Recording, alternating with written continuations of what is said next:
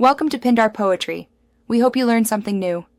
You start by confirming your Realme UI version and making a quick backup of lock screen shortcuts. This avoids surprises. Once done, make sure the phone has over 20% battery so settings changes won't interrupt. Next, open Settings and type lock screen in the search bar so you jump straight to lock screen and password. You do this to access the time display options quickly instead of hunting through menus. It saves time and ensures you're in the correct configuration area to change the lock screen time design. You now tap lock screen and password and then clock style. This is where the design choice is live. Scroll through the thumbnails and tap any clock to preview it on the lock screen.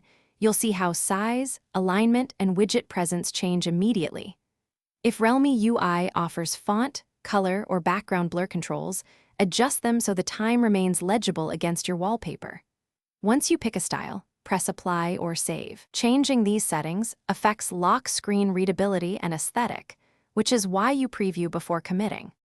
You finish by applying the chosen clock style, locking the phone, and verifying the new time design on the actual lock screen to confirm placement and contrast.